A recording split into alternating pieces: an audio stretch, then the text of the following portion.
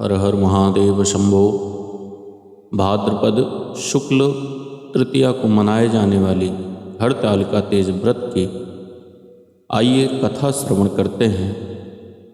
एक बार भगवान शिव ने पार्वती जी को उनके पूर्व जन्म का स्मरण कराने के उद्देश्य से इस व्रत के महात्म्य की कथा कही थी। शंकर जी ने पार्वती जी से कहा कि हे गौरी, एक बार आपने पर्वतराज हिमालय पर स्थित गंगा के तट पर आपने अपनी बाल्यावस्था में 12 वर्षों तक कठोर तपस्या की थी और इतनी अवधि तुमने अन्न न खाकर पेड़ों के सूखे पत्ते चबाकर व्यतीत किए। माघ की विकराल शीतलता में तुमने निरंतर जल में प्रवेश करके तप किया। बैसाख की जला देने वाली गर्मी में तुमने पंचाग्नि से शरीर को तपाया। श्रावण मास की मूसलाधार वर्षा में खुले आसमान के नीचे बिना अन्न जल ग्रहण किए समय व्यतीत किया। तुम्हारे पिता तुम्हारे कष्ट साध्य तपस्या को देखकर बड़े दुखी होते थे, उन्हें बड़ा क्लेश होता था। तब एक दिन तुम्हारी तपस्या तथा पिता के क्लेश को देखकर नारद जी तुम्हारे घर पधारे। तुम्हारे पिता ने हृदय से अतिथि सत्कार करके उनके आने का कारण पूछा। नारद जी ने कहा, गिरिराज, मैं भगवान विष्णु के भेजने पर यहाँ उपस्थित हुआ हूँ। आपकी कन्या ने बड़ा कठोर तप किया है। इससे प्रसन्न होकर वे आपकी सुपुत्री से विवाह करना चाहते हैं। इस संदर्भ में आपकी क्या राय है, मैं जानना चाहता हूँ। नारद जी की बात सुनकर गिरिराज गदगद हुए। उनके तो जैसे सारे क्लेश ही दूर हो गए। प्रसन्नचित होकर बोले, श्रीमान, यदि स्वयं विष्णु मेरी कन्या का वरण करना चाहते हैं तो भला मुझे क्या आपत्ति हो सकती है। वह तो साक्षात ब्रह्म है। हे महर्षि, यह तो हर पिता की इच्छा होती है कि उसकी पुत्री सुख संपदा से युक्त पति के घर की लक्ष्मी बने। पिता की सार्थकता इसी में है कि पति के घर जाकर उसकी पुत्री पिता के घर से अधिक सुखी और सुख की प्राप्ति हो। तुम्हारे पिता की शुभकृति पाकर नारद जी विष्णु के पास गए और उनसे तुम्हारे ब्याह की निश्चित होने का समाचार सुनाया। मगर इस विवाह संबंध की बात जब तुम्हारे कान में पड़ी तो तुम्हारे दुख का ठिकाना न रहा। तुम्हारी एक सखी ने तुम्हारी इस मानसिक दशा को समझ लिया और उसने तुमसे उस विक्षिप्तता का कारण जानना चाहा। तब तुमने बताया, मैंने सच्चे हृदय से भगवान शिव शंकर का वरण किया है, किंतु मेरे पिता ने मेरा विवाह विष्णु जी से निश्चित कर दिया है। मैं विचित्र धर्म संकट में हूँ। अब क्या करूँ? प्राण छोड़ देने के अतिरिक्त अब कोई भी उपाय शेष नहीं बचा। तो तुम्हारी सखी बड़ी ही समझदार और सूझबूझ वाली थी। उसने कहा, सखी, प्राण त्यागने का इसमें कारण ही क्या है? संकट के मौके पर धैर्य से काम लेना चाहिए।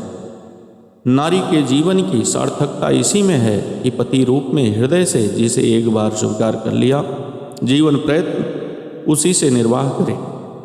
सच्ची आस्था और एक निष्ठा के साथ समक्ष तो ईश्वर को भी समर्पण करना पड़ता है।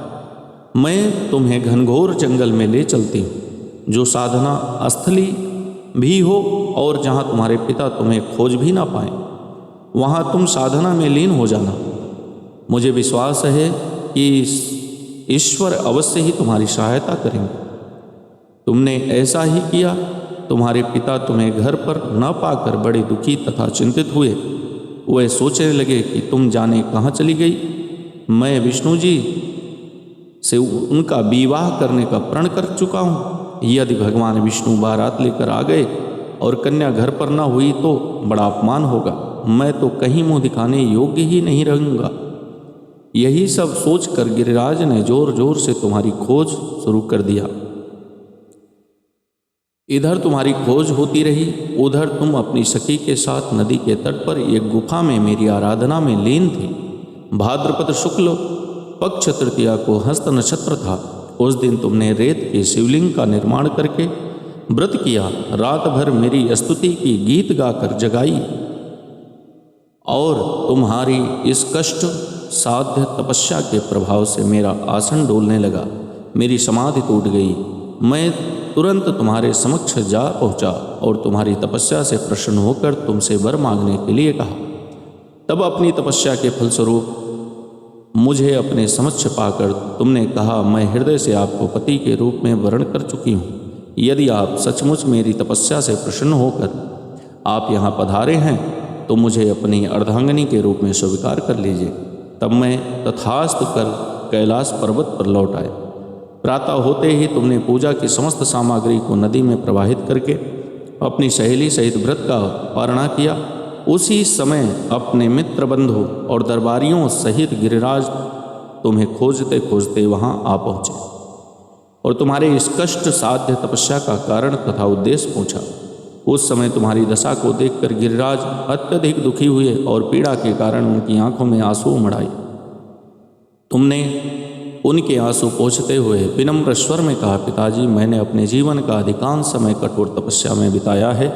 मेरी इस तपस्या का उद्देश्य केवल यही था कि मैं महादेव को पति रूप में पाना चाहती थी।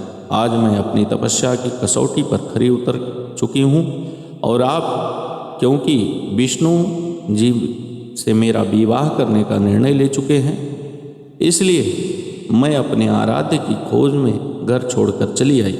अब मैं आपके साथ इसी शर्त पर घर जाऊंगी कि आप मेरा विवाह विष्णु जी से ना करके महादेव जी से करेंगे। गिरिराज मान गए और तुम्हें घर ले गए और कुछ समय के पश्चात शास्त्रोक्त विधि विधान पूर्वक उन्होंने हम दोनों का विवाह सूत्र में बांध दिया।